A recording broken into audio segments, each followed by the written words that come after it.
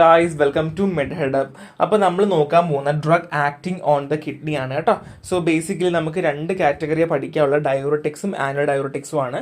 So first of all എന്താ ഡയോറട്ടിക്സ് നോക്കാം. Diuretics എന്ന് വെച്ചാൽ ഡ്രഗ്സുകൾ which cause a net loss of sodium and water in urine. So യൂറിനിലൂടെ സോഡിയവും വാട്ടറിൻ്റെയും ഒരു നെറ്റ് ഔട്ട്പുട്ട് കൂട്ടാനായിട്ട് സഹായിക്കുന്ന കുറച്ച് ഡ്രഗ്സുകളാണ് എന്ത് ഡയോറട്ടിക്സ് എന്ന് പറഞ്ഞാൽ കേട്ടോ. പിന്നെ ഡയോറട്ടിക്സ് ഒരുപാട് അസുഖങ്ങൾക്ക് നമ്മൾ കൊടുക്കാറുണ്ട്. സോ നമുക്കത് ഏതൊക്കെയാണ് നമുക്ക് ജസ്റ്റ് നോക്കാം. നെക്സ്റ്റ് വൺ ഈസ് നമ്മൾ ക്ലാസിഫിക്കേഷൻ നോക്കാൻ പോകുന്നത്. അതിൽ ഹൈ സീലിംഗ് ഡയോറട്ടിക് ഉണ്ട്, ഫ്രൂസിമൈഡ് ഒക്കെയാണ് എക്സാമ്പിൾ വരുന്നത്. സോ മീഡിയം എഫിക്കസി ഉള്ള ഡയോറട്ടിക്സ് ഉണ്ട്, ബെൻസോ തയസൈഡ്സ്, ഹൈഡ്രോക്ലോറോതയസൈഡ്സ് പോലെ. തയസൈഡ്സ് ലൈക്ക് ഉണ്ട്, ക്ലോർതാൽഡോൺ ആൻഡ് മെറ്റോലോസോൺ ഒക്കെ ഉണ്ട്. വീക്ക് അഡ്ജക്റ്റീവ് ഡയോറട്ടിക്സ് ഉണ്ട്, carbonic anhydrase inhibitor acetazolamide, osmotic ഉണ്ട്, മാനിറ്റോൾ എക്സാമ്പിൾസ് ആണ്. പൊട്ടാസ്യം സ്പീറിംഗ് ഡയോറട്ടിക് ഉണ്ട്, aldosterone antagonist, spironolactone. Renal epithelial sodium channel inhibitors ഉണ്ട്, അമിലോറൈഡ് ഒക്കെയാണ് എക്സാമ്പിൾ വരുന്നത്. ബാക്കിയുള്ള എക്സാമ്പിൾസ് ഒക്കെ നിങ്ങൾ വായിച്ചോളാം. സോ ഇവിടെ നമ്മൾ വെറുതെ വായിച്ച് ടൈം കളയുന്നില്ല കേട്ടോ. സോ ഇനി ഫാർമക്കോളജിക്കൽ ആക്ഷൻ ഓഫ് ഡയോറട്ടിക്സ് നോക്കാം.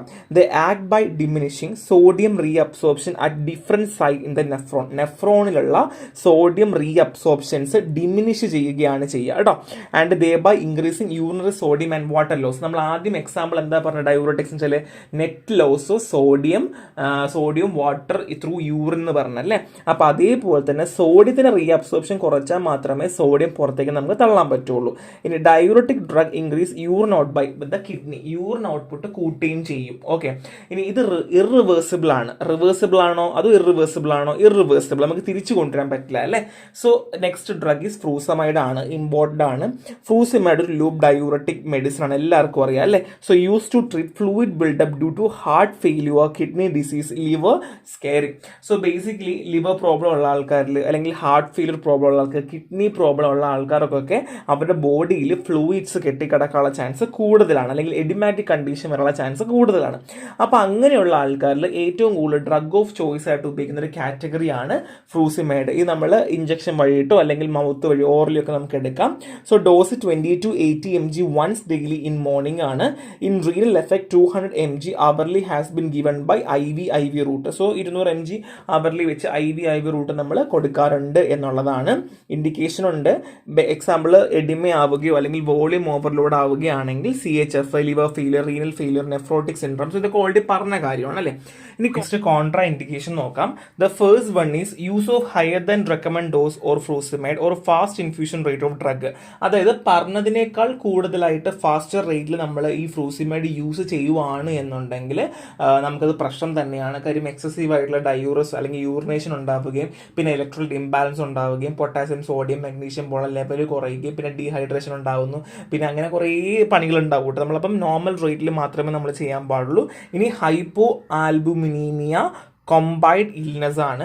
സോ ഈ ഹൈപ്പോ ആൽബുമിയ എന്ന് വെച്ച് കഴിഞ്ഞാൽ ആൽബുമിൻ്റെ ലെവൽ കുറയുക എന്നുള്ളതാണ്. അത് മാത്രമല്ല ഈ ആൽബുമിൻ നമുക്ക് എല്ലാവർക്കും അറിയില്ല ഒരു പ്രോട്ടീൻ ഫണ്ട് ബ്ലഡ് ആണ്. അപ്പോൾ ആൽബുമിൻ നമ്മുടെ ബ്ലഡ് വോളിയം മെയിൻറ്റെയിൻ ചെയ്യാൻ വേണ്ടി ഒരുപാട് രീതിയിൽ നമ്മൾ ഹെൽപ്പ് ചെയ്യുന്നുണ്ട്. അത് മാത്രമല്ല നമ്മുടെ ബോഡിയിൽ പലതിൻ്റെയും ട്രാൻസ്പോർട്ടേഷനൊക്കെ ഒരുപാട് ഹെൽപ്പ് ചെയ്യാറുണ്ട്.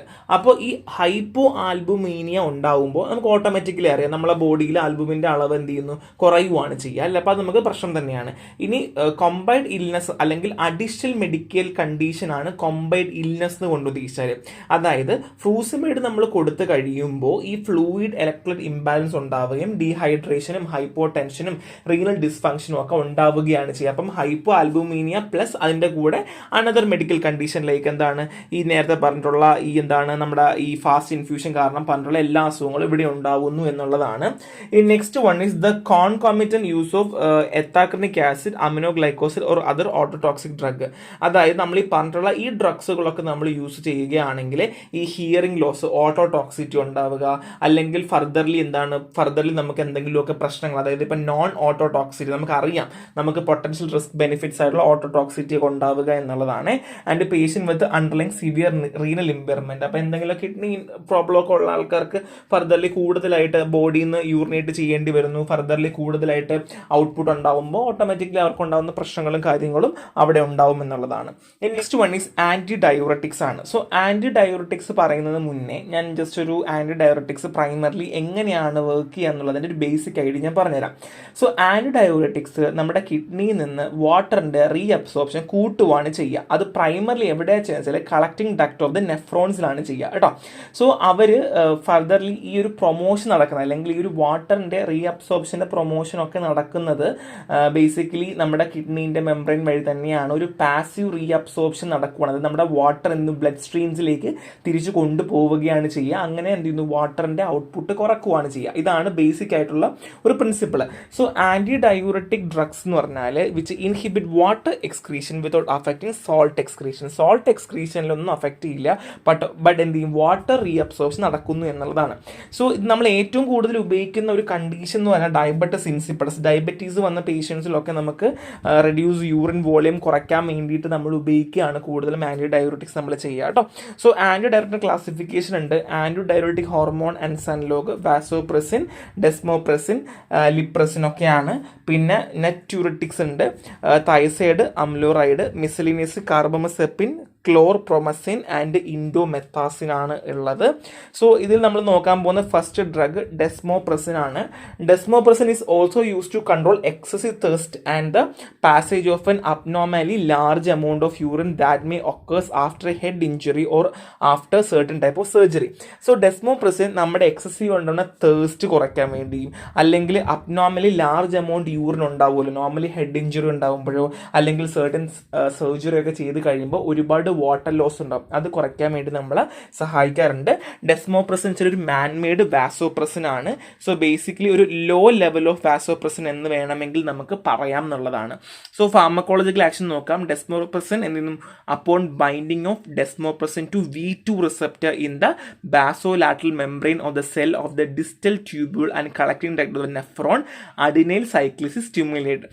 സോ ഡെസ്മോപ്രസിൻ എന്താ ചെയ്യുക, V2 റിസപ്റ്ററിൽ പോയി ബൈൻഡ് ചെയ്യുന്നു. എവിടെയുള്ളത്, basolateral membrane of the cell of the distal tubule. So distal tubule ഉള്ള basolateral membrane പോയിട്ട് V2 റിസപ്റ്റർ ചെന്ന് ബൈൻഡ് ചെയ്യുവാണ് ചെയ്യുക.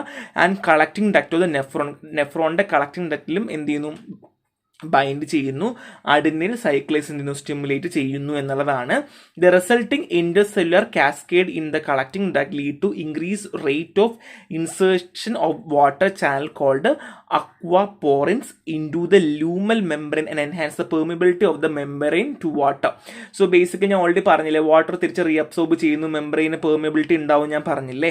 അപ്പോൾ അതേപോലെ തന്നെ തിരിച്ച് വെള്ളം കയറാൻ വേണ്ടിയിട്ട് അക്വാപോറിൻസ് എന്ന് പറഞ്ഞ ചാനൽ എന്തെന്ന് പാസീവ്ലി എന്ത് ചെയ്യുന്നു, റീഅബ്സോർബ് ആവുകയും അതുവഴി റീഅബ്സോർബ് ആവുകയും അങ്ങനെ എന്ത് ചെയ്യുന്നു, വാട്ടർ തിരിച്ച് ബ്ലഡിലേക്ക് പോവുകയാണ് ചെയ്യുക. Dose adult, child, oral, parental തിരിച്ചിട്ടുണ്ട്. അഡൾട്ടെങ്കിൽ 10 to 14 mg per day ആണ്. ചൈൽഡിലാണെങ്കിൽ 5 to 10 mg at bed wetting ചെയ്യാതിരിക്കാൻ വേണ്ടി കുഞ്ഞുങ്ങളിൽ കൊടുക്കുന്നത് കേട്ടോ. ഓറൽ 0.1 to 0.1 mg TDS ആണ്. Parental 2 to 4 mg per day in 2 to 3 divide dose ആണ് കേട്ടോ. ഇൻഡിക്കേഷൻ ഉണ്ട്, ട്രീറ്റ്മെന്റ് ഓഫ് പോളിയൂറിക്, പിന്നെ പ്രൈമറി നൊക്ട്യൂറൽ എനോറസ്, രാത്രി മൂത്രമൊഴിക്കാതിരിക്കാൻ വേണ്ടി. നൊക്ട്യൂറിയ രാത്രി മൂത്രമൊഴിക്കാൻ. ഈ രാത്രി മൂത്രമൊഴിക്കുന്ന കാറ്റഗറി 2 ഉണ്ട് കേട്ടോ. കുഞ്ഞു കുട്ടികൾ, 5 വയസ്സുള്ള കുട്ടികൾ, 12 വയസ്സുള്ള കുട്ടികൾ. ഇപ്പോൾ 12 വയസ്സിനൊക്കെ മേലെയാണെങ്കിൽ അത് നൊക്ട്യൂറിയസ് ഭയങ്കര പ്രശ്നമുള്ള കാര്യമാണ്. സോ ഡയബറ്റിസ് ഇൻസിപ്പിഡസ്, ഹീമോഫീലിയ, പിന്നെ ടൈപ്പ് 1 വോൺ വിൽബേഴ്സ് ഡിസീസിലൊക്കെ നമ്മൾ കൊടുക്കാറുണ്ട്. So contra indication renal disease, cardiac insufficiency, hyponatraemia. പിന്നെ കോൺട്രാ ഇൻഡിക്കേറ്റഡ് ആവുന്നത് ഹൈപ്പർ സെൻസിറ്റിവിറ്റി ഉള്ള ആൾക്കാർക്ക്, ഈ ഡോസ്മെപ്രിസോൺ അസറ്റേറ്റ് ഹൈപ്പർ സെൻസിറ്റീവ് ഉള്ള ഇൻഡിവിജ്വൽസ് ഉണ്ട്, അവർക്ക് പ്രശ്നം തന്നെയാണ്. പിന്നെ വേറെ ഏതെങ്കിലും കമ്പോണൻസ്, നോൺ കമ്പോണൻസ് ഉണ്ടെങ്കിലും ഇത് പ്രശ്നം തന്നെയാണ് എന്നുള്ളതാണ്. സോ ഇത്രയുള്ള ഡ്രഗ്സ് ഒരു സിമ്പിൾ ചാപ്റ്റർ ആണ്, നന്നായിട്ട് പഠിക്കുക, കാര്യമായിട്ട് പഠിക്കുക കേട്ടോ. സോ നെക്സ്റ്റ് വേണം. ബൈ.